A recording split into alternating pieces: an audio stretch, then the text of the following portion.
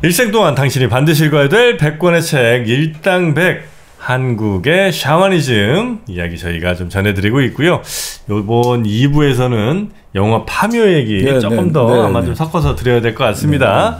자, 한국의 샤머니즘 참 그 우리나라 신바람 신바람 하면 또 이 박사 아니겠습니까? 네, 우리나라의 그 신바람 많이 몰고 오셨는데 요즘은 그분도 가만 보면 약간 샤만 느낌이 좀 있어요. 네. 아, 그렇네요. 아주 옷이 컬러풀하고 동작이 크고 인생이 약간은 기구하시더라고.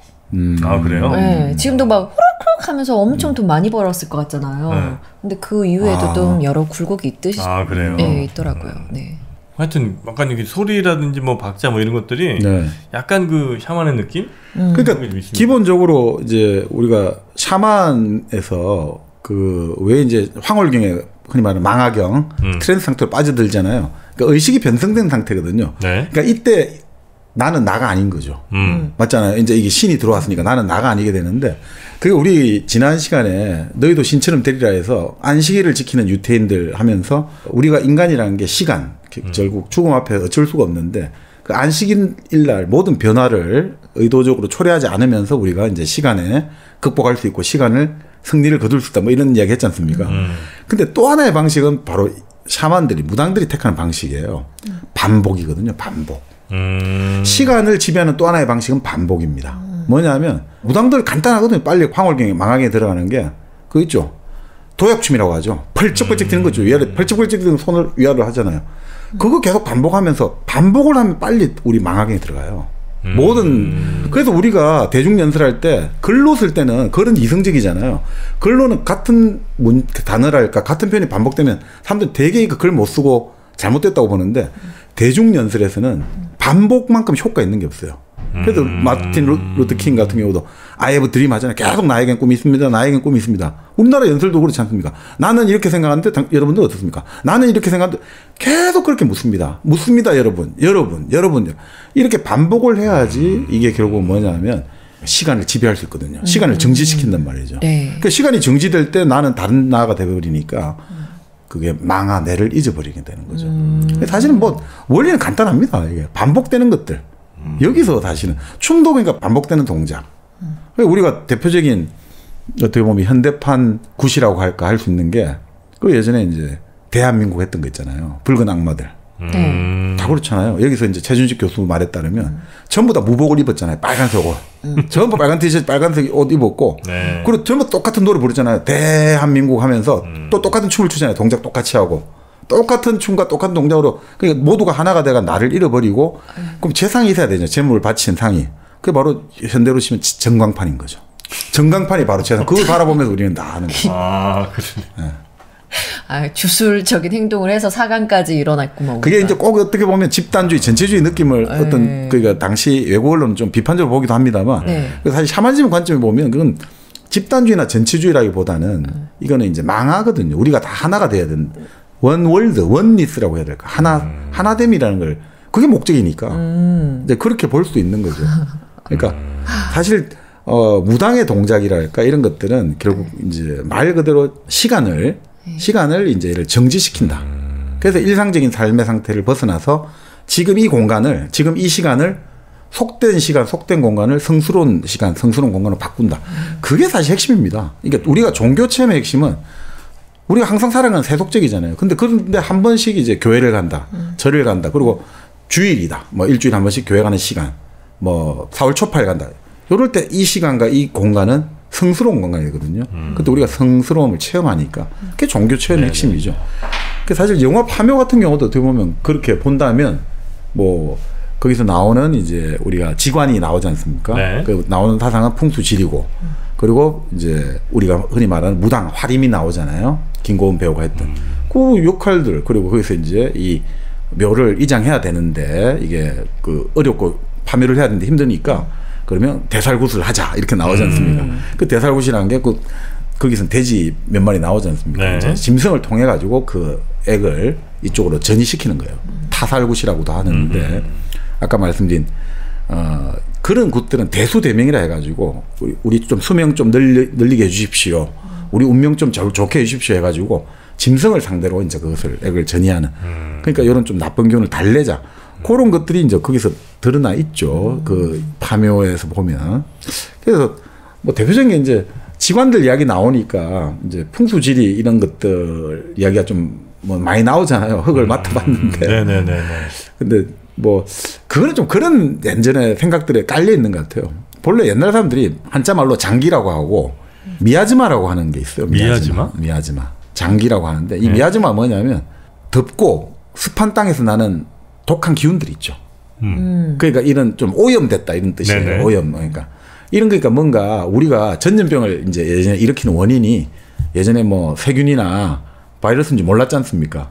그러니까 예전에는 뭔가 어떤 안 좋은 땅에서 뭔가 안 좋은 공기, 오염된 공기. 그래서 이제 뭔가 좋은 땅이 있고 나쁜 땅이 있고 뭐 이런 관점에서 옛날부터 발전했던 거죠. 네. 네. 풍수라는 게? 네. 서양으로 치면 일종의 미야지마라는 게 있고 동양에도 마찬가지입니다. 장기라는 게 있거든요. 땅에서 나는 뭔가 어둡고 독한 기운도 있는 있겠죠 당연히. 어떤 땅은 좀 진짜 계속 좀 습하거나 뭐 이래갖고 습하면 뭐 세균성 뭐 이런 것들도 많이 있을 테니까 이왕이면 좀 볕이 잘 들고 조금 더 양지 바른 뭐 이런 데가 좋은 땅이겠죠. 근데 그게 이제 굉장히 학문적으로 좀 더 섬세해지면서 이렇게 풍수지리라는 것으로 이제 왔고. 그리고 사실 뭐 이게 생활할 때 우리가 당연히 살아가는데 제일 중요한 게 또 공간 아닙니까? 우리 아파트 이런 거 말 많이 나옵니다만 그 공간을 어떤 집을 짓느냐가 아주 중요하잖아요. 그래서 우리가 살아가는 생활하는 집을 양택이라고 하고 우리가 무덤이라고 하죠. 묘소. 이거는 음택이라고 해요. 그렇게 부르는데 사실 우리가 살 때 풍수지리에서 뭐 가장 중요한 게 배산임수 이런 말 하잖아요. 근데 그게 당연한 거잖아요. 우리나라는 겨울에 바람이 북풍이 세지 않습니까? 북쪽에서 불어오는. 그러니까 뒤에 산이 있어야지 바람을 막아주잖아요. 그리고 당연히 앞에 물이 흘러가야지 우리가 농사를 짓고 살아갈 때 그 물이 얼마나 중요합니까? 이건 당연한 거죠, 사실은. 그러니까 우리가 살아가는데 사실 가장 안전과 그리고 우리의 어떤 생존을 담보할 수 있는 땅을 이제 찾는 것들, 이건 당연한 건데.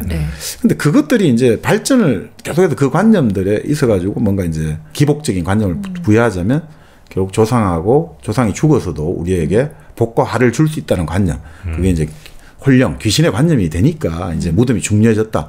이렇게 이제 좀 발전해 나간 건 아닌가. 예전에 그냥 살 때 우리가 그냥 결국은 인간이 된 거는 죽은 사람을 그냥 그대로 안 두고 매장을 하고 뭔가 다른 세계가 있다라는 생각을 하면서 인간이 발전하기 시작했잖아요. 우리가 사는 세계 말고 다른 세계가 있다고 생각할 때 결국 인간의 문명이 한 차원 높은 도약을 이뤘듯이 자, 그러니까 자연스럽게 그러면 조상을 묻은 무덤이 아주 중요하다라는 생각이 들 것이고 그리고 이 무덤이 나아가서 결국 묻히는 조상이 결국 나에게 길을 보내줄 것이다. 좋은 땅에 묻히면. 이런 것들이 이제 근본이 깔려 있는 것 같아요. 근데 이제 뭐 그런 것들이 그래서 이런 거지 않습니까? 뭐 땅에 우리가 알 수 없는 눈에 보이지 않는 지기가 있고 그런 지기가 뭐 우리가 흔히 말하는 조상의 뼈가 이제 살은 다 썩지만 뼈가 있어가지고 그 뼈를 통해 가지고 그게 일종의 안테나 기능을 한다 이거죠. 정폭이 돼가지고 파장이 우리의 후손에게 딱 다가오면 이게 우리가 그 길을 받아서 잘 된다. 뭐 이런 식으로 발복을 한다 이래 보는데 그 비판하는 분들은 옛날부터 비판 많이 하죠. 대표적인 사람이 다산정약용. 옛날이라는 게 우리 잠깐 옛날이 아니고 진짜 옛날부터? 옛날부터도 그 비판이 좀 있었어요? 근데 다산정약용 선생 같은 경우는 그게 말이 되는 소리냐 이거죠. 부모가 살아서 몸을 가지고 있으면서도 잘 되라고 자식 잘 되라고 그렇게 온갖 애를 쓰고 정성을 다 쏟는데 그래도 말을 안 듣고 그거 안 하는 자식이 부모가 죽었는데 어떻게 그걸 해줄 수 있냐 이거죠. 그리고 특히나 생각을 해버려요. 부모가 죽어갖고 모든 거를 살아서 자식한테 다 헌신적으로 다 바치고 이제 뼈밖에 안 남았는데 그 뼈에서까지도 우려먹으려고 생각하는 거는 이게 너무한 거 아니냐. 그 뼈가 남았는데 그 뼈도 우리에게 복을 준다. 이렇게 생각한다는 거는 이건 정말 잘못된 관념 아니냐. 네네. 그리고 이제 그것도 있고 약간 뭐 영화에서 나온 그리고 뭐 예전에도 뭐 다른 그 종교 얘기하다가도 말씀드린 거긴 하지만 어떤 가족이 되게 안 좋은 일이 계속 생겨. 근데 그 집의 조상이 이른바 뭐 저주 비슷하게 해가지고 그 집 애들 다 막 잡아간다는 거거든요. 세상에 그런 부모가 어디 있습니까? 내가 아무리 저 안 좋은 땅에 묻혔다고 쳐. 내가 묻힌 땅이 너무 질고 뭐 맨날 저 벌레 들어오고 뭐 이런 땅이라고 쳐. 그렇다 한들 내 자식 그래 저 빨리 데려가고 싶겠어요? 저승으로.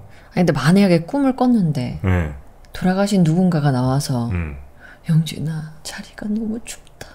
나 좀 옮겨줘 하면 옮겨야지. 어떻게? 아니 그 옮겨 드릴 수는 있어. 그렇죠. 옮겨 드릴 수 있으나 안 옮겨 드린다고 나한테 해코지를 하겠냐는 거예요. 부모가 어떤 부모가 그건 말이 안 된다는 거지.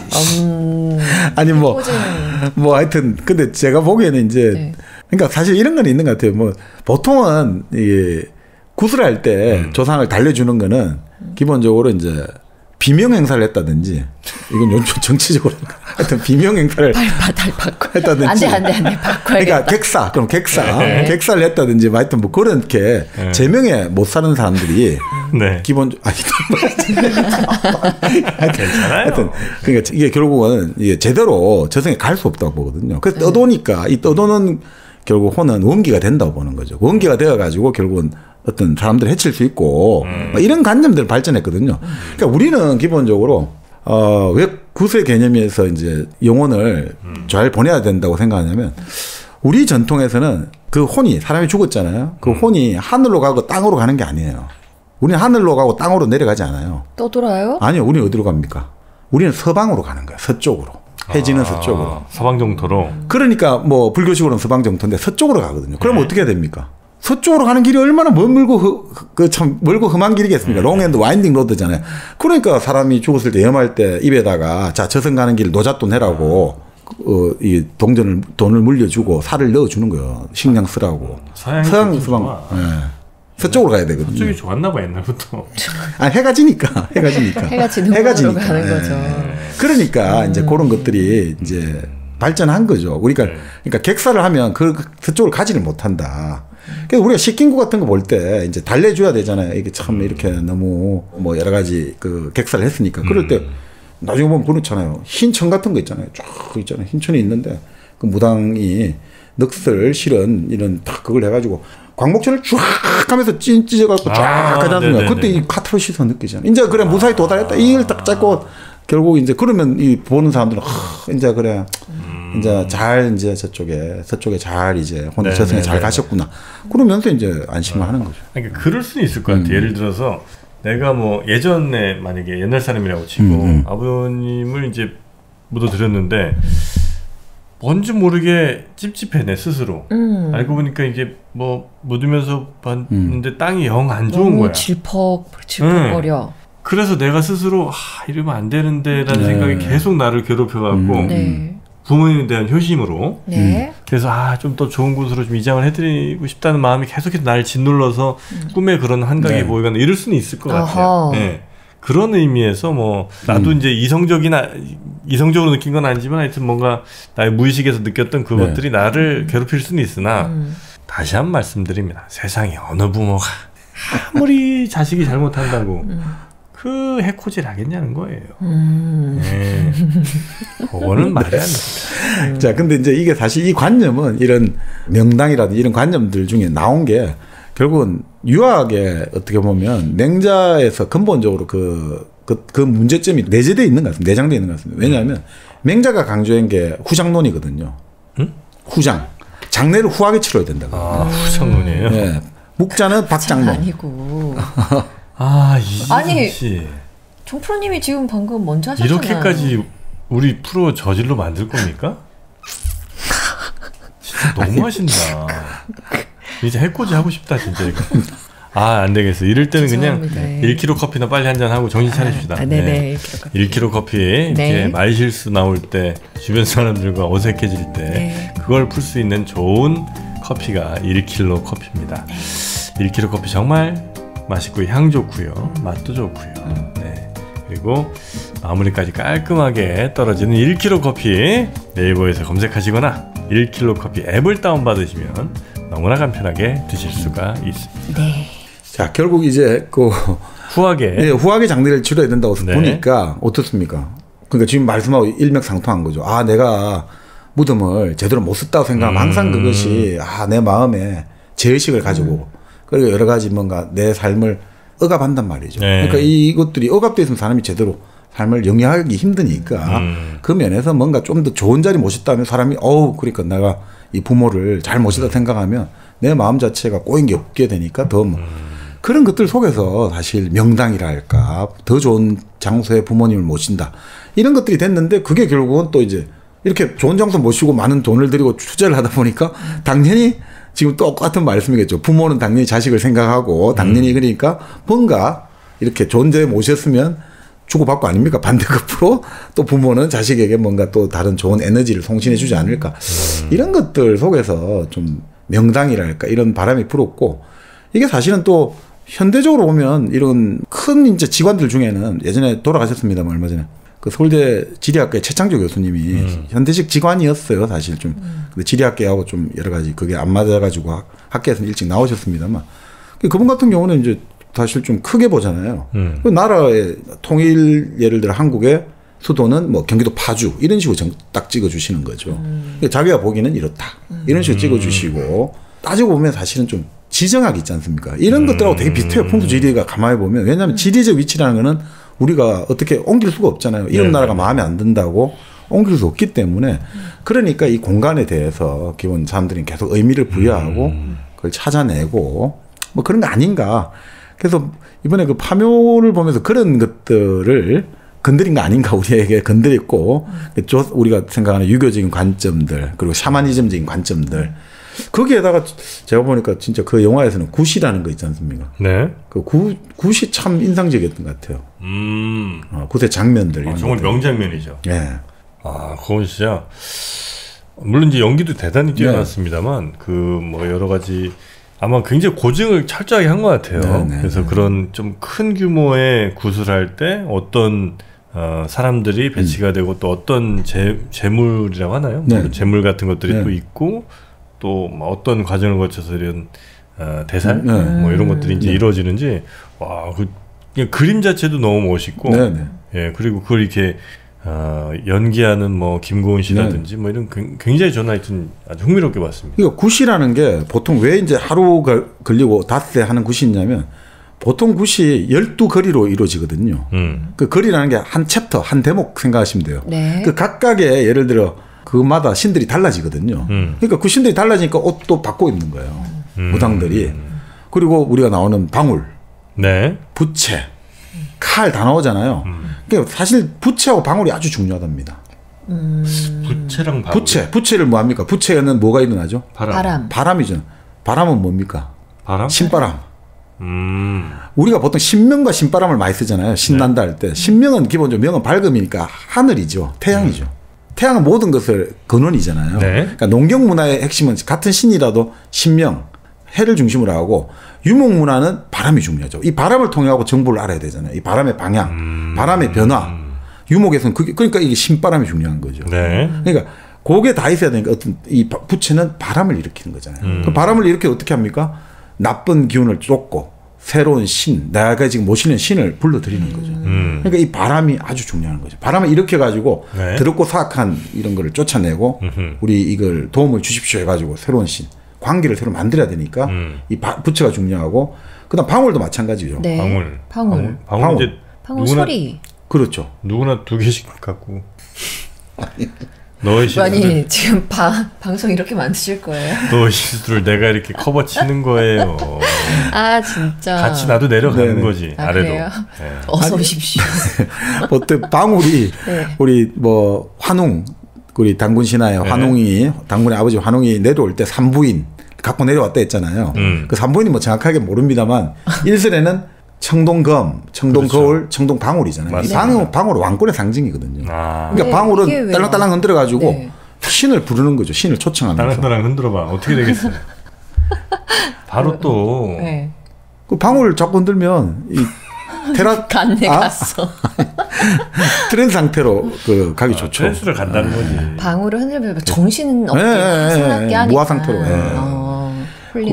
그러니까 그런 것들을 가지고 이제 막 이제 중요하게 지내고 이제 옷도 이제 계속 갈아입고. 그러니까 제일 이제 구판은 기본적으로 조금만 말씀드리면 먼저 처음에 굿을 할 때 구판을 먼저 정화하는 순서로 시작해요. 구판을 정화 깨끗하게. 깨끗하게 하는 게 뭐냐면 노래를 부르는 거죠.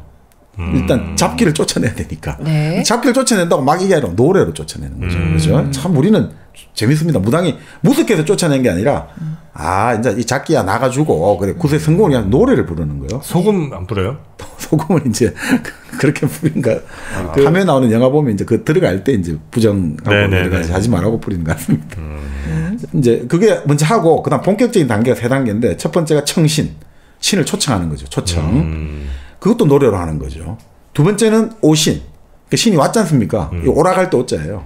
신을 즐겁게 해줘야 됩니다. 신이 같이 즐겨야 되니까. 네. 그래서 우리는 구슬을 논다고 하잖아요. 이거를 맞아요. 우리는 참 재밌는 게 구슬을 논다고 하는 거죠. 맞아요. 그래서 우리가 왜 음주가무를 좋아하느냐. 이 오신의 전통이 또 면면이 내려오고 있다. 이런 거죠.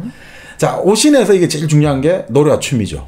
아까 말씀드린 가장 전형적인 게 펄쩍펄쩍 뛰는 도약춤. 두 손을 위로 올렸다 내렸다 하는 거 있죠. 네. 이게 가장 그 망화경, 이 트랜스 엑스터시를 유도하는 데는 최고 그 빠르다고 하는 거죠. 근데 그거는 어찌 보면 그 무슨 콘서트장 같은데. 네, 맞습니다. 계속 이렇게 뛰는 애들 많잖아요. 다 같이 뛰는 그런 행동을 하면은 뭔가 막 마음이 막 서로 다 함께 동해가지고 공신체가 되는 거죠. 다 같은 신체로 통합되는 느낌이죠. 뭐 축구 응원 뭐 이런 때도 그렇고.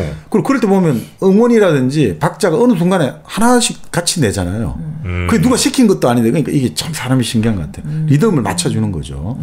그러니까 이런 반복이 음악에 나타나면 리듬으로 반복으로 나타나고, 그죠? 춤으로 나타나면 이렇게 나타나고, 그렇게 되는 것 같습니다. 네. 자, 이럴 때 이제 결국 이제 신이 이제 무당의 몸에 실리잖아요.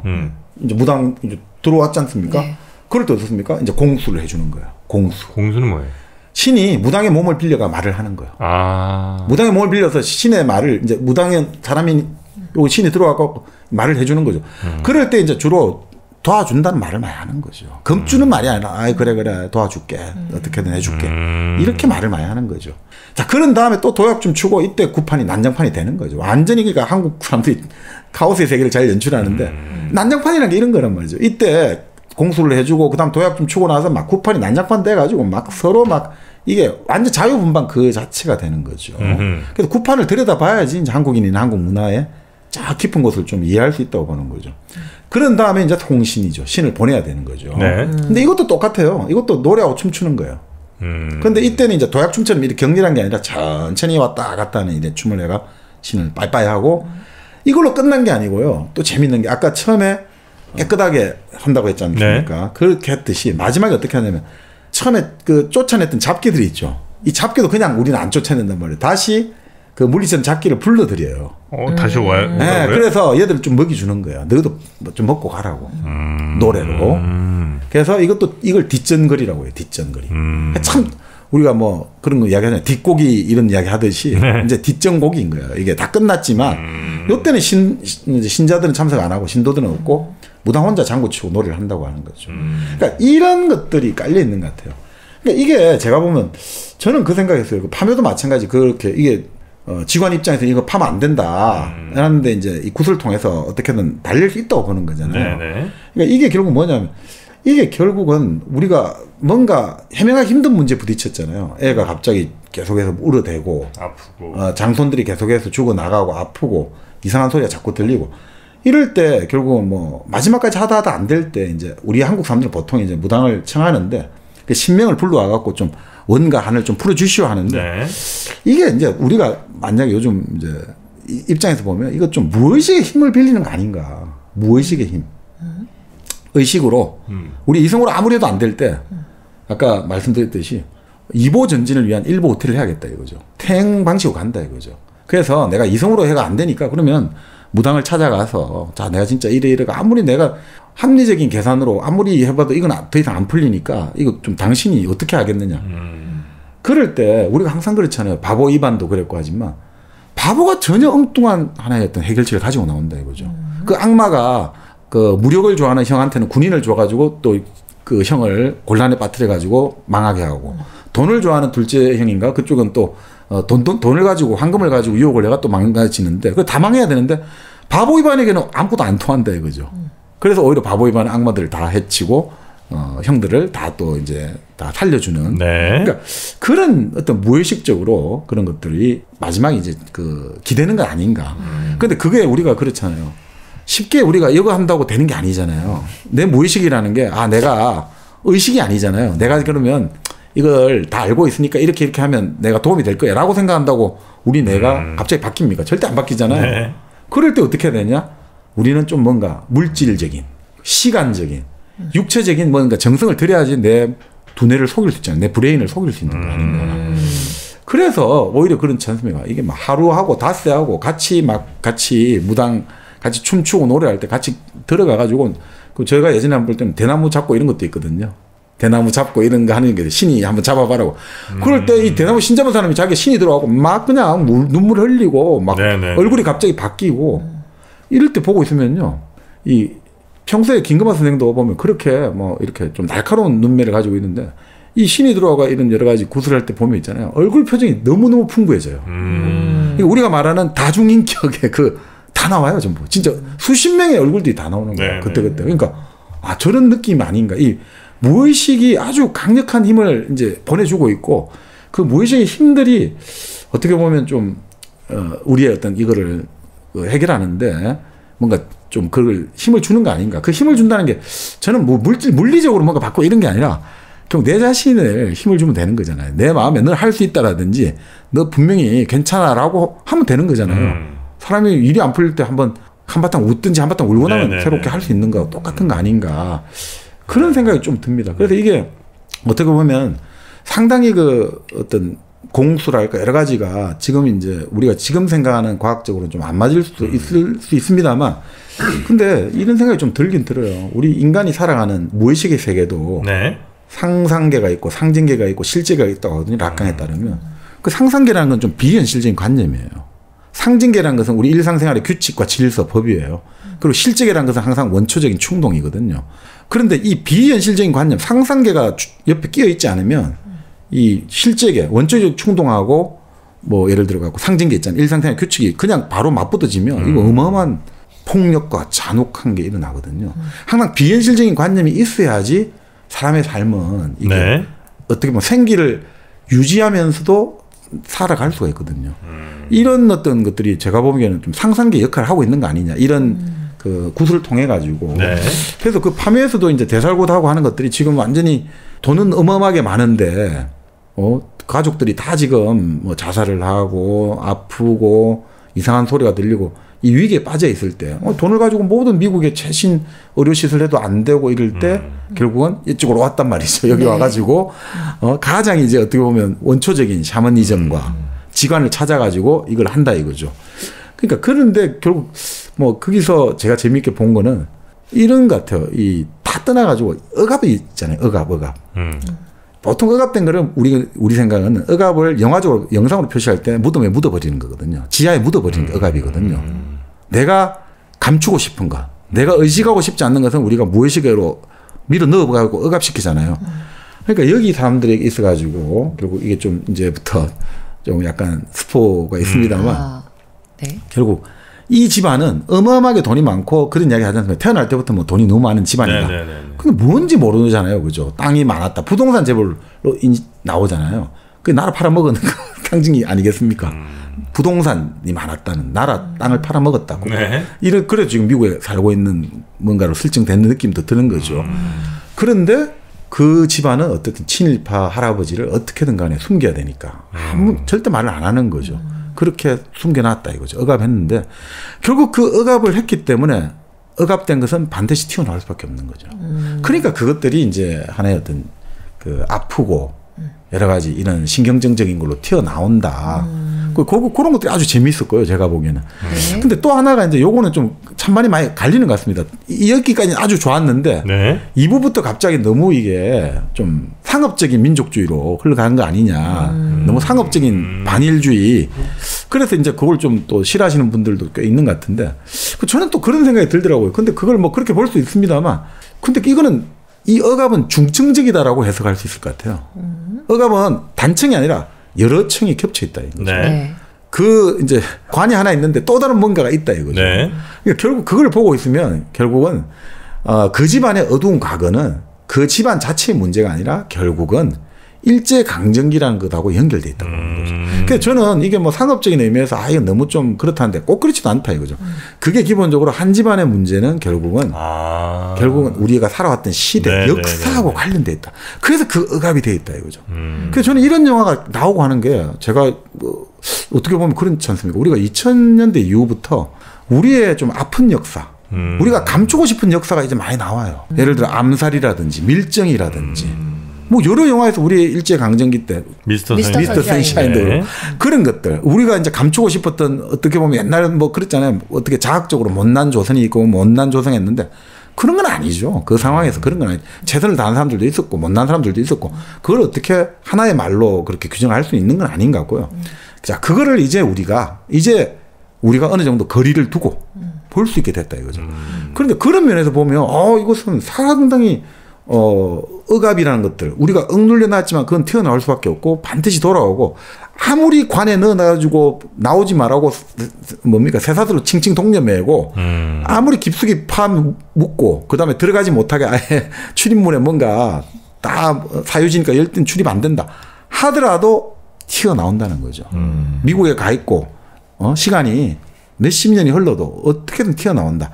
이런 것들이 상당히 이제 깔려 있는 것 같고 결국 우리는 이 영화를 많은 사람들이 본다는 거는 저는 결국 우리는 식민지의 트라우마, 식민지 체험의 트라우마가 여전히 지금은 우리가 뭐 지금 일제 시대에 일제 강점기를 살아본 사람 몇 명이나 있겠습니까? 하고 다른 거죠. 이게 결국 느낌이 오거든요. 네네. 그래서 이게 영화가 상당히 좀 다른 각도에서 상당히 좀 보면 이 억압의 중층적인 관점에서 보면 좀 다르게 볼 수 있지 않을까. 예, 그래서 결국 이 무당이 굿을 하고 그래서 여러 가지 뭐 하는 행동들 그 위의 행동들은 결국 이제 한을 풀고 원을 해소하는 과정이다. 그래서 이게 새로운 현대판 이제 하나의 어떤 정말 굿이다 이런 생각이 드는 거죠. 하나의 영화 자체가 진짜 영화 자체가 굿이다. 우리가 이제 영화를 바라보는 관람하는 입장이 마치 그 굿판에서의 그 구경꾼들처럼 네.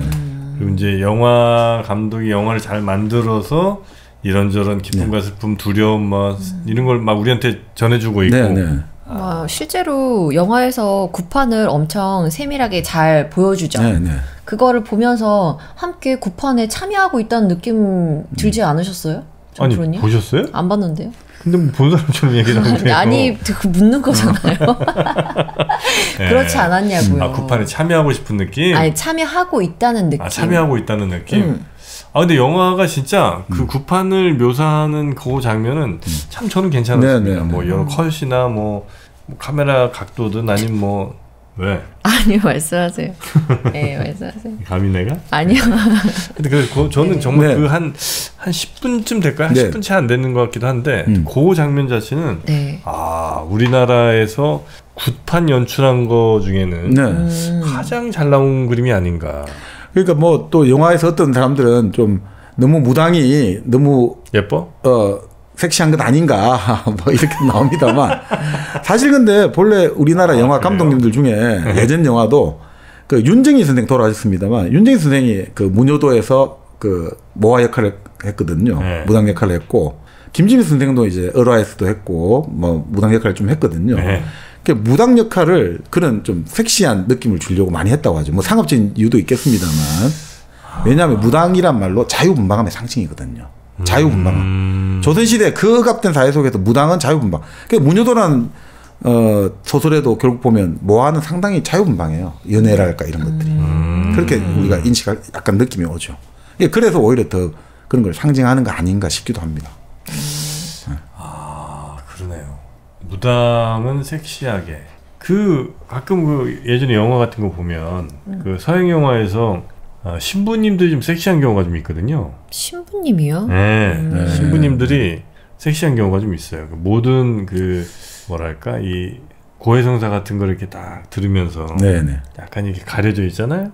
거기서 이렇게 딱 말을 듣는 그 신부의 모습이 약간 좀 섹시할 때가 있단 말이죠. 그리고 막 내 고민 상담 이렇게 들어주고 마찬가지로 우리의 무당들도 그런 여러 상담들을 좀 들어주면서 조금 이렇게 섹시한 모습으로. 반대로 그러면은 무당은 되게 화려하잖아요. 화장도 되게 진하고 여성 뭐 무당이 많으니까 옷도 화려하고 그러니까 보는 사람으로 하여금 화려한 여성에 대한 네. 어떤 상상을 불러일으키는 거죠. 그래서 이 무당이 실제로 오픈마인드가 아니더라도 상담하고 있는 사람들이 네. 갖은 상상을 하는 거예요. 저 무당. 아니 그 화장은 오히려 네. 지울 때가 훨씬 섹시해요.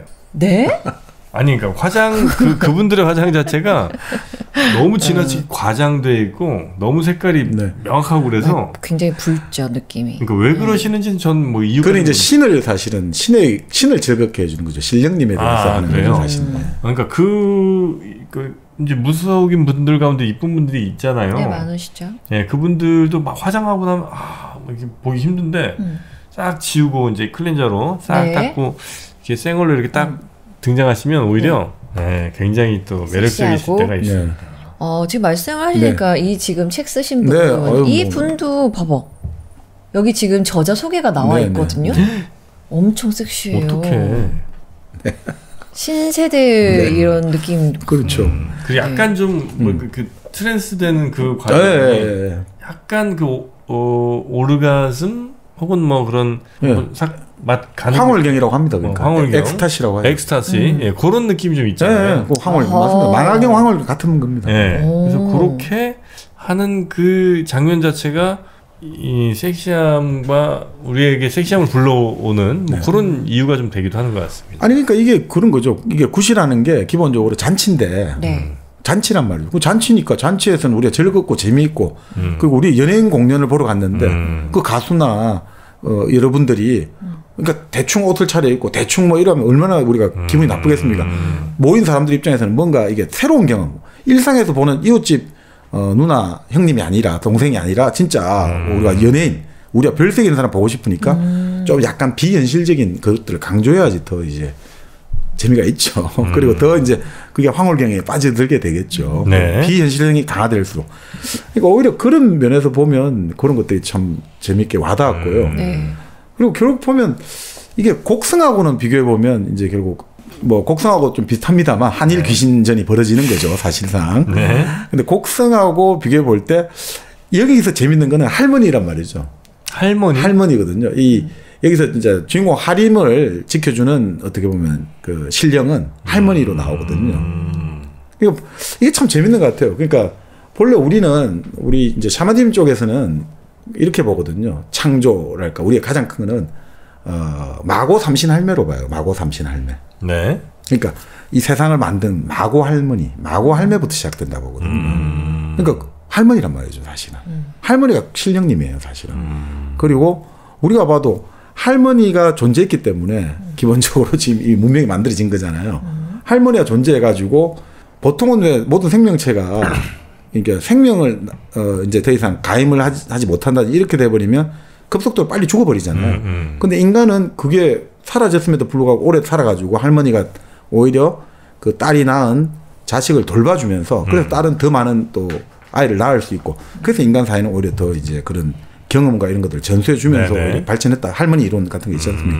그러니까 여기도 보면 우리 같은 경우도 우리가 가장 어떻게 보면 가장 핵심 신령님은 할머니로 보통 이렇게 이 영화도 설정하는 것 같아요.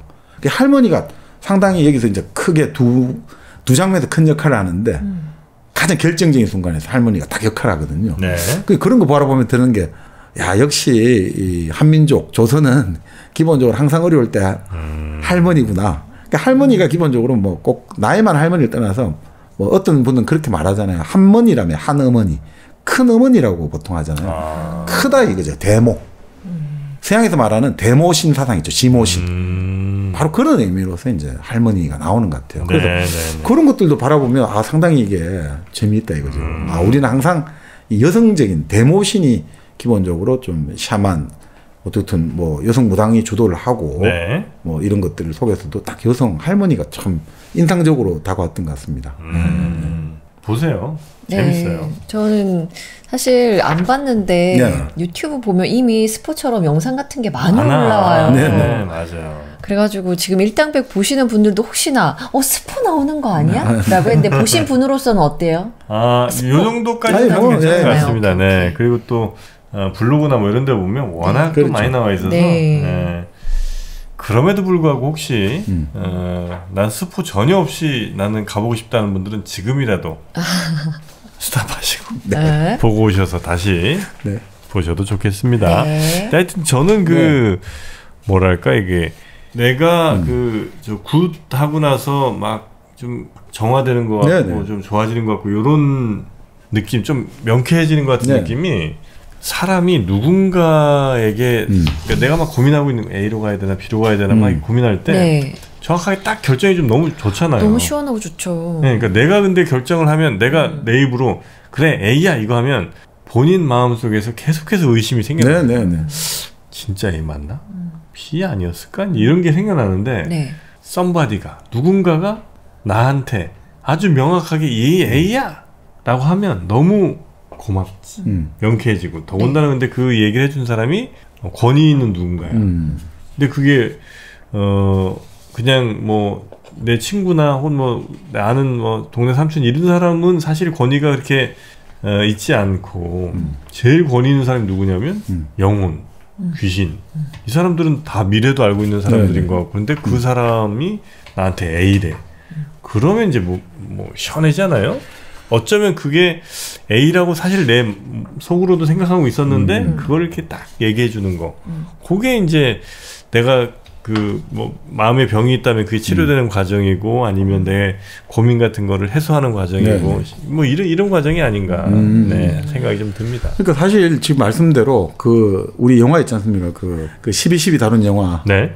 그 영화에 보면 전두광이 그런 이야기를 하지 않습니까? 그러니까 사람들은 기본적으로 다 자기 스스로 하기를 두려워하고 꺼려하거든요. 그러니까 누군가가 딱 내려주는 거, 명령 내려주고 복종하는 걸 좋아한다 이거죠. 그래서 자기가 그걸 이 대목 나왔죠, 그죠? 네네. 그런 거죠. 사실 그런 것 같은 거죠. 그러니까 그런 대목들하고 좀 많이 맞닿아 있지 않느냐 이런 생각이 좀 듭니다. 네. 알겠습니다. 자, 근데 결국 이런 아까 뭐 말씀드렸습니다만 이 무당이라고 하는 것들 결국 이제 무교라고 하는 게 과연 우리에게는 어떤 의미가 있냐 이거죠. 그러니까 보통 이걸 무속이라고 하는데 이 최준식 교수님 같은 경우는 이제 그런 말은 좀 쓰지 않는 게 좋겠다는 거예요. 이게 풍속이라는 뜻도 있지만 저속하다는 의미를 좀 담아가 비하적으로 쓰기 때문에. 아, 그래요? 사실 뭐 이 교라는 게 가르침인데 그걸 왜 똑같다는 거죠. 여기도 기본 종교처럼 자 기본 종교는 뭡니까? 일종의 초월적인 존재가 있어야 되잖아요. 여기도 신령님이 있잖아요. 그다음에 사제가 있어야 되잖아요. 의식을 집행하는. 여기도 무당이 있잖아요. 사제가. 그런 다음에 신자가 있어야 되잖아요. 여기 신자가 있잖아요. 다 기본적인 종교의 형식을 갖고 있는데 그걸 무속이라고 한다는 거는 좀 우리가 스스로 좀 자학적인 표현들이다. 그럼 뭐 다른 말로 대체할 것도 알려주셔야지. 무교죠, 그러니까 무교. 그냥 무교로. 예. 무교가 가장 이제 어떻게 보면 맞는 표현 아닌가 싶습니다. 인정 못하는 것 같은데. 아니 왜냐하면 너무 왜? 많은 신이 있잖아요. 근데 그러니까 좀 다신교죠 뭐. 아니 힌두교는 어때요? 예, 거기도. 아 그래요? 아니 왜 우리 무교를 왜 이렇게 낙지처럼 보는 거죠? 아니 자꾸 그렇게 아니에요. 그냥 궁금해서 물어본 것뿐이에요. 무교. 네네 무교. 자, 그러니까 이게 결국 왜 근데 이게 지금도 뭐 이야기가 되고 있느냐? 결국 이렇다는 거죠. 보통 때는 사람들이 이런 기성 종교를 신봉하는데 어떤 큰 문제 부딪히면 결국 무당하게 많이 간다는 거예요. 사람들은. 그러니까 파묘에서 아까 말했듯이 아이가 계속 우니까 그죠? 답이 없으니까 미국에 아무 최첨단 의료로도 안 되니까 결국 무당을 찾는다 이거죠. 네. 그래서 보통 이제 이 무당은 그럼 어떤 장점이 있느냐? 한국인이나 한국 문화를 가장 잘 아는 거죠. 그렇지 않습니까? 무당이 왜냐하면 생각해 보세요. 우리가 갔다 이거죠. 정신과를 갔는데 시간이 많이 필요하잖아요. 이야기를 서로 상담을 해야 되고 분석이 필요한데 여기는 그냥 원샷 원킬이거든요. 어떻게 보면 딱 한 번 가가지고 이야기 나누어 보고 딱딱 이게 명쾌하게 이거를 위로를 받을 수 있거든요. 네. 그리고 가장 장점이 뭐냐면 일단 사람들이 찾아오면 무조건 그 찾아온 내담자죠. 찾아온 손님 편을 무조건 들어주는 거예요. 내가 지금 무슨 일이 있는데 남편이 뭐고 또 다 네가 잘했다. 다 그러니까 일단 기본적으로 자기 편을 들어주고 세상에 아무 곳에도 말하지 못할 비밀들 그러니까 그런 이야기 하지 않습니까? 여기서 책에 남편에게 지금 다른 여자가 생겼는데 이거를 다니던 교회 목사님에게 말할 수도 없고 절에 스님에게 말하기도 힘들고 이럴 때 이 무당 앞에서 누군가에게 말을 해야 되는데 친구에게 말하면 또 이게 다른 가족에게 말하면 또 그냥 무당 앞에서 울고 웃고 뭔가 감정의 바닥을 표현해도 다 받아준다 이거죠. 그래서 일부러 멀리 가시나? 네. 그런 것도 있죠. 점집 갈 때 예를 들어 우리 옆집이 점집이잖아요. 여기를 가는 우리 동네 사람은 한 번도 못 봤어. 다 멀리서 찾아와. 멀리서 초청합니다. 항상 우리 굿하고 할 때도 그죠. 대체로. 그게 이제 어찌 보면 약간 익명성도 좀 보장하고 그런 것도 좀 있겠네요. 근데 요즘은 뭐 동네에서 그 굿을 안 하니까 다 이제 굿당 신당에 가서 하니까. 근데 이제 아무래도 그런 심리는 아니 있겠냐 싶습니다. 네네. 근데 이제 무당이 왜 이제 이렇게 그러니까 가서 이제 막 감정의 바닥을 받아주고 하냐면 본인도 이제 신병을 알았고 본인도 여러 가지 인생의 우여곡절을 많이 겪다 보면 충분히 이해할 수 있거든요. 이거 없이 그냥 저도 예전에 친구들이나 이런 사람들 그 이야기를 나누다가 스트레스 받는 이야기 하잖아요. 그거 진짜 들어주기 엄청 힘들더라고요. 그리고 내가 우울해지고 내가 힘들어지고 심리적으로. 그러니까 근데 이 무당은 기본적으로 여러 가지 신병을 앓고 해가지고 충분히 이제 고역을 감당할 만큼의 이제 내공이 있는 거죠. 그러니까 정신과 의사들도 훈련 많이 하잖아요. 자기 분석도 해야 되고 안 그러면 감당 못 하거든요. 자기 앞에 와서 마냥 울고 이거 어떻게 감당하겠습니까? 그러니까 이제 이런 사람들이 찾아가가지고 자기 감정을 쏟고 나면 아까 똑같은 이야기거든요. 무의식이 뭔가 새로운 물리적인 힘을 주고 이런 게 아니라 내 억울하고 막 분하고 답답한 감정을 확 쏟아버리고 나면 그러면 이제 바닥을 쳤잖아요. 바닥을 쳤으니까 다시 올라가야죠. 그러니까 새로운 뭔가 문제 해결에 실마리를 얻는다는 거죠. 아 그래 나 잘할 수 있을 거야. 아이고 그거 또 한마디 하잖아. 얼마나 힘들었어. 그 한마디에 갑자기 확 가는 거죠. 그게 엄청 큰 거죠. 그러니까 별거 아니란 말이에요 사실은. 아유 뭐 이런 거죠. 제가 이제 아는 뭐 지인이 있는데 이 뭐 예를 들어 조직에서 어마어마한 이제 배신을 당했단 말이죠. 어떻게 말을도 못하겠고 막 힘들어가지고 안 되겠다. 내일 자폭하겠다. 2판 4판 너 죽고 나 죽자. 그러니까 너 죽고 나 죽자 이래 되는데 근데 그때 이제 예를 들어 가지고 좀 어떤 뭐 정신과 의사다 다른 아주 상담 잘해주는 사람도 이게 잘 안 돼요. 이게 이 가슴이나 마음으로 이게 통제가 안 되는데 그 관련되는 이제 일에 종사하는 사람은 딱 들을 때 무조건 편들어 주거든요. 그러면서 그렇게 하셔야 된다고 대부분 다 말리잖아. 그것도 그러면 안 된다. 그래요? 너 죽고 나 죽고 하면 어떻게 되냐. 나는 살아야지. 왜 죽으려고 하냐. 그러니까 그럴 때 그렇게 하셔야 된다고 하셔야 된다고 하고 나서 이렇게 그런데 때를 잡아야 된다. 나를 받아야 된다고. 이거 하려도 이거 얼마나 중요한 일인데 나를 안 받으면 어떻게 하겠습니까? 근데 그렇게 딱 하는 순간 샥 그 맺힌 기운이 샥 빠지는 거야. 그래요? 그러니까 그래. 지금까지 다른 모든 사람들은 자기를 떠들말렸는데 여기는 무조건 하셔야 된다고. 맞는 말이라고. 그냥 때리라고 막 하고. 그런데 이겨야 될 거 아닙니까? 그럼 나를 받으셔야죠. 우리가 부닥거리해도 나를 받아야 되는데 이래 중요한 일을 하는데 나를 받으셔야죠. 그렇게 하면서 샥 빼는 거죠. 그때 높아진 에너지를 살짝 좀 풀어주는 그 완전 고압 밸브를 샥 열어주는 거죠. 그러면 그렇게 하면 어떻게 됩니까? 변하는 건 없어요 사실. 그런데 아까 말씀드린 대로 자기 감정에 최고조에서 이걸 받아줬고 누군가 인정해줬다 생각하는 순간 이제 새로운 그걸로 열리는 거죠.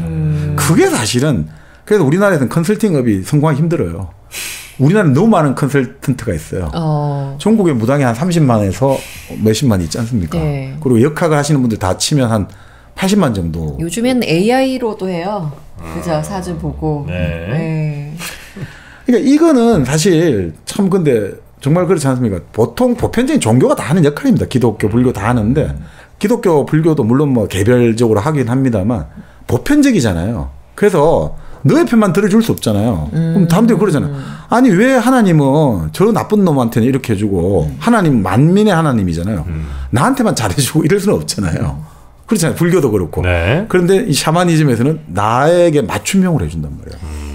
그러니까 이 사람들이 그게 나만을 위해 주는 것 같은 단기간에 가장 강력한 처방전을 주는 것 같으니까 이 사람들이 많이 위로를 받는 거죠. 그래서 실제로 조선사회도 왜 낮에는 유교가 지배했지만 밤에는 그래도 이제 그런 무교가 계속 면면이 내려왔냐면 그건 어쩔 수 없는 것 같아요. 힘든 일들이 있잖아요. 힘든 일이 있단 말이죠. 자, 아주 어린 아들이나 딸이 먼저 죽었어요. 근데 이 사람이 결혼을 안 했단 말이죠. 유교에서는 제사는 아들이 있는 사람만 제사를 받을 수 있는 거예요. 뭐 딸도 이제 받았습니다만. 자, 그런데 어릴 때 죽은 아들, 딸들은 결혼을 못 했으니까 제사를 못 받잖아요. 기념을 못 해주는 거예요. 그러니까 부모가 얼마나 아무리 유교를 뭐 쪼가해도 속이 끓겠습니까? 이럴 때 자식 죽음을 달랠 방법이 없단 말이에요. 그런데 그럴 때 국 같은 걸 할 수 있잖아요. 그러면 못다한 이야기를 막 감정을 퍼부어내면서 살아갈 힘을 얻는 거죠. 그게 없으면 방법이 없어요. 유학은 거기에 대해서 제시할 게 없어요. 괴력난신은 뭐 입에 달지 않고 귀신은 뭐냐? 경이원지 공경하되 멀리해라 경원해라. 생을 살아있는 걸 모르는데 죽음을 내가 어찌 알겠느냐. 공자님 말씀은 이거거든요. 그러면 이 지금 상황에 처한 사람들한테는 어떻게 답이 없잖아요. 제사를 지내라. 제사 지내면 감정의 바닥을 드러낼 수가 없잖아요. 제사는 그냥 뭐 이렇게 하고 뭐 유세차 이런데 이거 갖고는 안 된단 말이죠. 그럴 때 이런 구슬을 할 때 밤새워 가지고 죽은 자식을 생각하면서 막 울고 웃고 이러다 보면 또 그렇잖아요. 무당에게 딸의 혼이 실린단 말이에요. 그럴 때 대화를 주고 받는단 말이죠. 우리 그 아까 말씀드린 고스트 우피 골드버그가 그럴 때 같이 춤을 추고 같이 진짜 그러거든요. 같이 춤을 추고 같이 이야기를 하고 어린아이 목소리가 나온단 말이에요. 그러면 어떻습니까? 너무 막 이게 뭔가 이게 자기의 모든 이 원과 한이 쫙 사라지는 느낌이 드는 거죠. 그리고 보통 부모도 마찬가지예요. 부모를 보냈는데 사실 나이 들어가 돌아가실 때 이게 말이 제대로 나올 수가 없잖아요. 어떻게 그게 나오겠습니까? 그럼 대충 이게 못 알아듣고 또 말을 잘 못해요. 이제 감정이 앞서니까 자식들도 항상 죄책감 남아있단 말이야. 어머니 아버지한테 내가 좀 좋아한다는 마음을 그거를 굿을 통해 가지고 이제 조상이 딱 실렸잖아요. 조선시대 때도 뭐 그랬다지 않습니까? 남자들도 그 여자들 하는 거 저 굿하고 뭐 안 좋아하다가 자 이제 돌아가신 이제 할아버지 뭐 아버지 혼이 실렸다 이러면 만사 제치고 가서 막 손잡고 막 빌고 하는 거죠. 이제 조상 이제 아버지하고 이야기를 해야 되니까 어머니하고 이야기를 해야 되니까. 그러니까 그런 것들, 그러니까 정말 뭐 이거 어떻게 할 수 없는 그 사람들의 이 혼을 달래줘야 될 때, 특히 여인들 같은 경우는 친정 부모가 돌아가셨는데 친정 부모 제사를 못 지낸단 말이에요. 시댁에서 방법이 없잖아요. 항상 그 딸로 가슴이 아픈데 그럴 때 시댁에서 뭐 우리 친정 부모 제사 지내자 난리가 나겠죠. 그럴 때 방법이 바로 굿을 좀 하고 싶다. 어머니 아버지 돌아가셨으니까 진옥이 그 돼가지고 굿을 좀 뭐 하고 싶습니다. 이러면 그걸 못 말린단 말이죠. 그럴 때 이제 어떻습니까? 장례 이런 과정에서 못했던 여러 가지 이거를 다 풀 수가 있는 거 아닌가. 그럼 자식들이 이제 이 제사를 지낸 사람들은 그 마음속 엉어리를 다 토해내는 거죠. 그럼 한결 가벼운 마음으로 일상생활을 우리가 영위할 수 있으니까. 그러니까 낮의 세계, 유교의 세계가 못해주는 그 밤의 세계. 우리가 이성과 합리성이 해결해주지 못하는 그 여러 가지 어두운 힘들이 있잖아요. 우리 살아가면서 왜 우리에게 이런 일이 일어나고 이런 사건이 벌어지느냐. 그럴 때 결국은 그걸 달래주는 게 이제 바로 샤먼이고 무당의 역할 아니었냐. 이런 것들이 결국 우리에게 지금도 기층에 깔려있기 때문에 자, 불교가 들어오면 한국에 불교가 돼요. 기독교가 들어오면 한국에 기독교가 되고 유교도 마찬가지인 것 같아요. 이게 근본적으로 항상 사회주의도 한국에 샤머니즘 사회주의가 되는 거예요. 북한이잖아요. 북한. 지도자에 대한 저 열광적인 숭배. 발을 동동 구르고 무당들 굿하고 똑같잖아요. 발을 동동 아래로 구르고 손을 막 흔들잖아요. 그러니까 최준식 교수님이 말 맞더나 무당들의 그대로 그 접신하는 열광적인 트렌드의 세계라는 거예요. 저기가. 그러니까 그게 한국 샤머니즘을 하고 접합된 사회주의라는 거죠. 그러니까 사실은 우리는 외향은 지금도 우리가 막 여러 가지 우리가 나는 서양 철학에 관심 많고 플라톤을 좋아하고 뭐 한다지만 내면은 우리는 무교를 한 거죠. 샤머니즘. 그게 나타나는 게 정치인, 연예인에 대한 끊임없는 대표적인 열정들이죠. 특히 제가 보면서 예전에 태극기 부대 뭐 개딸 뭐 이런 나오는 그 무속의 열정 아니고는 설명이 안 될 것 같아요. 이건 완전히 무슨 일을 해도 다 좋다고 하고 제일 뭐든 무오류성을 말하는데 이거는 결국 우리는 중간이었거든요. 무속의 열정은 한 번 가면 끝까지 가야 되거든요. 그러니까 그런 것들 아닌가 이런 생각이 저는 좀 듭니다. 네네네. 아직도 거부감이 심합니까? 아니요, 그렇게 거부감이 심하진 않고. 그래요? 네, 잘 듣고 있고. 언젠가 같이 손잡고 가봅시다. 한번 가보죠 뭐. 50만 언제 되는지 뭐 여쭤보고.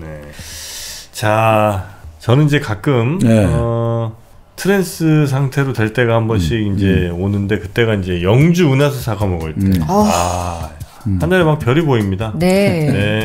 여러분도 한번 그런 황홀경, 나를 잇는 무아지경으로 한번 가시고 싶다면 영주 은하수 사과 꼭 한번 드셔보시고 그 맛을 한번 느껴보시기 바라겠습니다. 자, 네이버에 영주 은하수 사과 이렇게 치시면 바로 그 홈페이지 들어가 보실 수가 있습니다. 네. 네.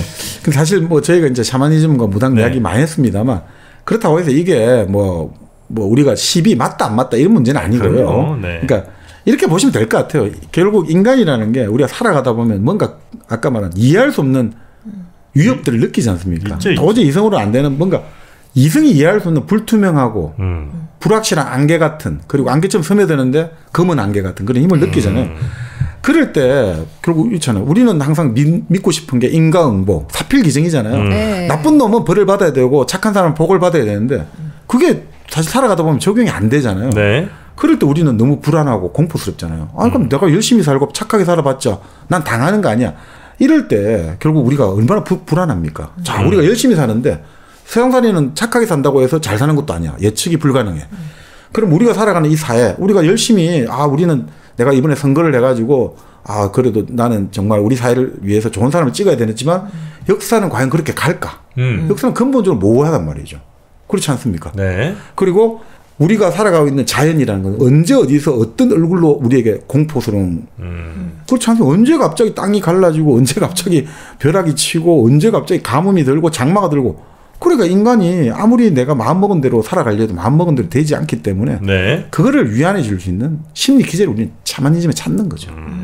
그렇기 때문에 과학하고는 미신하고 구분은 하긴 해야 됩니다. 네, 네, 네. 미신하고 구분, 그러니까 샤머니즘 미신한 게 아니라 과학하고 미신은 구분해야 되는데 결국 지금 우리는 너무 이제 그 과학으로 통해 가지고 이게 그런 수학적 이성, 계산하는 이성, 합리적 이성으로 너무 모든 것을 통제하다 보니까 맞아요. 우리가 지금 뭐라고 할까 우리의 약점을 솔직히 인정하고 그런 것들에게 우리가 좀 약점 인정 안 하는 게 제일 위험한 것 같아요. 우리가 지금 잘 모르는 게 있고 우리가 좀 약한 게 있고 나도 바보짓 한다 이런 거를 인정할 때 오히려 더 성숙해지고 더 오히려 미신이나 주술이 안 나가는데 결국 이런 재밌는 말을 누가 하셨더라고요. 인간의 삶에서 물음표가 사라지면 정말 공허한 삶이 되거나 진짜 미신으로 빠져든다는 거예요. 인간의 삶에서 물음표를 항상 제기를 해라 이거죠. 그래서 이제 우리가 항상 하는 이야기가 철학은 솔루션이 아니라 모르는 문제에 밑줄을 긋는 게 철학이다. 철학은 항상 밑줄을 그어가지고 의문을 가지는 거지 답을 주는 게 아니다. 답을 주는 사람이나 답을 주는 뭔가는 그것은 진짜 미신일 가능성이 상당히 높다는 거죠. 알겠죠, 과학자 씨? 진짜 답처럼 자꾸 주는 사람, 그 사람들 조심해야 됩니다. 네. 네. 그리고 가끔 정말 그 비논리적일 때가 정답인 경우가 많더라고요. 이렇게 아무것도 이렇게 막 좀 막 뭐랄까 칡넝굴처럼 막 엉켜 있을 때 그냥 등짝 한번 세게 빵 맞으면 그때 그냥 답이 보이거나 뭐 말도 안 되는 일인데 그래서 막 머리로 아무리 생각해도 안 될 때 그때 한번 막 시원하게 한번 쳐맞거나 이러면 오히려 해결될 때가 있습니다. 네. 예. 그게 뭐 합리할 수도 있는데 하여튼 그런 지금 우리가 너무 지나치게 이성적인 문제 해결, 논리적인 어떤 플로우 이런 거에 너무 큰 점수를 좀 주고 비중을 좀 높이다 보면 오히려 잘못된 함정에 우리가 빠질 수 있다는 거 항상 우리가 놓치지 말아야 되겠어요. 그러니까 사실 지금 우리 사회는 자본주의잖아요. 그러니까 욕망을 무한대로 허용하잖아요.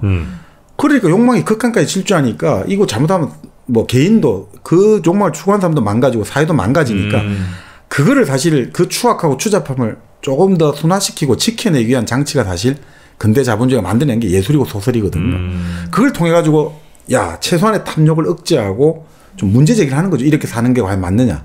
근데 그것은 좀 더 간접적이잖아요. 좀 더 우리에게 직접 안다고.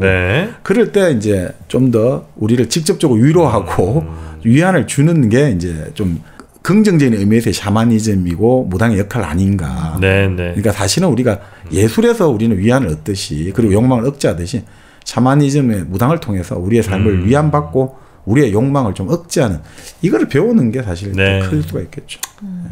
이번 주말에 한번 만나러 가야 되겠네요. 가야겠다. 네. 이 정도 얘기했으면 그죠? 아니에요. 아니죠. 네. 또 혹시라도 거의 가셔서 뭐 돈 많이 썼다 이런 얘기는 절대로 하지 마시고. 그렇죠. 네, 정말 그냥 여러분이 뭐 위안받고 싶을 때가 있는데 주변의 친구라든지 내 마음을 털어놓을 때가 별로 없다. 혹은 뭐 정신과 상담 이런 거는 나는 좀 안 맞는 것 같다. 뭐 이런 분은 뭐 혹시 한번 가보셔도 상관없겠으나 괜히 또 거기 또 너무 이렇게 또 빠지시거나 이러지는 않으시는 게 아유, 일당백 보시는 분들은 그런 거 없죠. 알겠습니다.